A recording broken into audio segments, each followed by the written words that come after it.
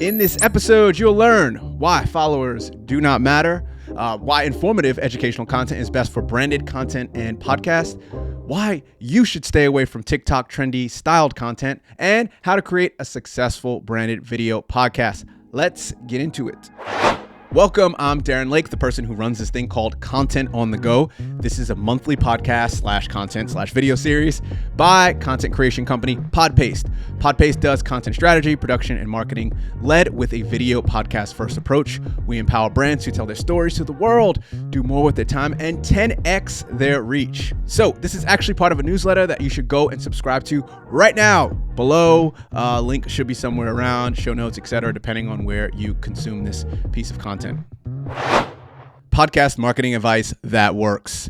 As a business owner or content creator with a podcast, you might have heard that having a social media presence is essential to your success. However, the truth is that you need to go one or even two steps deeper than just followers. Relying on most social media content marketing advice yields average results, proving that the stomping might not be worth all of that juice. So what actually works? Treating your podcast as one part of a larger brand. In the voice of John Heder from Blades of Glory, what does that actually mean? All jokes aside, it does actually mean something. Let's dive into the world of branded content, and in particular, podcast marketing, and break it down for you. Nike and Goliath. Remember the story of David and Goliath? Just like David with his sling, small businesses and content creators are up against giants like Coca-Cola and Nike. You might think that having a massive social media following is the key to success, but the truth is, it's not about the size of your audience. It's about the quality of your content, and more specifically, what your content does to the end user, and more importantly, what they end up doing with your actual content. Does it make them keep watching to the end? Do they share it with people that they know? Do they save it for later because it was so damn valuable? Do they click on the link to find out more about your podcast and listen to the full episode? Do they generally do something that is moving the needle towards brand affinity, which is a fancy marketing term for when someone feels aligned with you because you're speaking to them and their problems and their beliefs the way they would like to be spoken to? Why followers don't matter. Whether you are a brand that monetizes your organic content with your sponsors, or you're trying to drive sales of your product or service via your organic content, I found that the follower count mostly doesn't matter. More on the mostly thing later.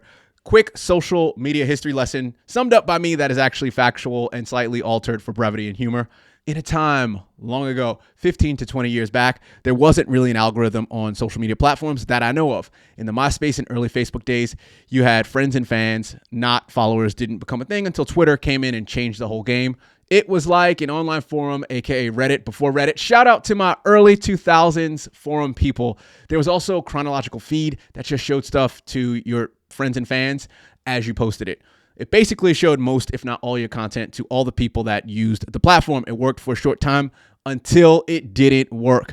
It was annoying and made people kind of dislike the apps, therefore pissing off advertisers who pay the bills to keep the apps alive. Fast forward a few years, estimating between 2010 and 2015, and all the platforms abandoned that timeline feed to make way for more complex algorithms. The reasoning, I would say, is to show people more of what they wanted to see regardless of time. I would say that YouTube pioneered this with their recommendation engine, and now TikTok's For You page has supercharged that for better or for worse. Fast forward to present day, and let's get back to the follower number not being so important.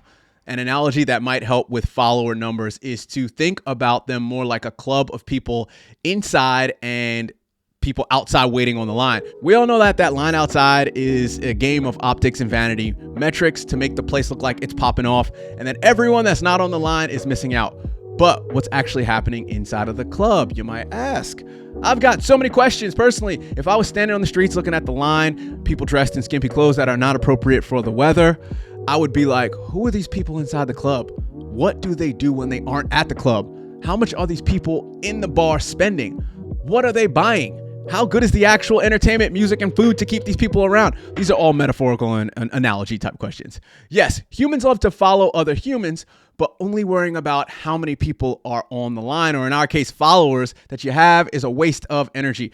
Alternatively, the number I highly recommend for you as a brand to focus on is views per post, mainly the average and median views per post/video, and what engagement, likes, shares, comments, saves is actually happening on most of the platforms, if not all of them. Actionable task. Instead of focusing on growing your follower count, focus on creating content that is informative, entertaining, and overall extremely valuable to your target audience. You should know what that is if you've done your "why does this podcast need to exist" audit before you hit record for your first episode, but that's a story for another day. Why TikTok-y stuff doesn't work for podcasters and brands. TikTok is fun for some people and annoying for others. Trendy dances and challenges, no, please don't do that. TikTok-y influencer style, day in the life documentary stuff, not worth it. As a brand/company, it usually comes off as kind of cringe and a bit try hard. You end up looking like this. How do you do, fellow kids? What?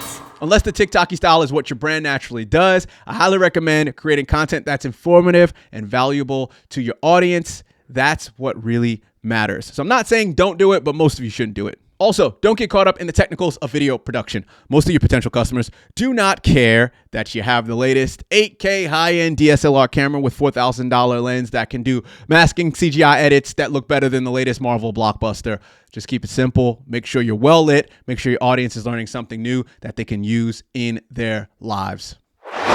All right, this is getting not very TLDR or brief. All right, so it's getting long. I promised early on in the newsletters formats that these would be short, content on the go, because business owners ain't got time for that.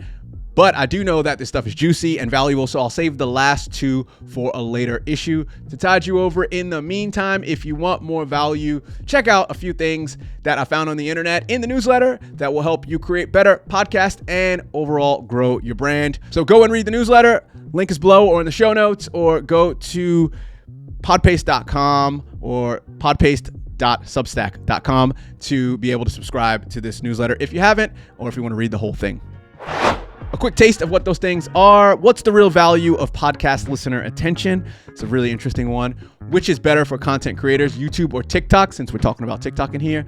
And shake up your content marketing education with these tips. It's a personal one that I went deep on. And end it with a quote about consistency to help you keep your mental health and your mental game right. Lastly, if you want to take your content marketing and your content production and your video podcast production to the next level, contact us and we can help you with all of that. Again, video podcasts in particular, that's our new jam. So hit us up. You can email us, talk@podpaste.com, or links are everywhere or on the website, podpaste.com. Thanks for reading, listening, and watching. Let's go.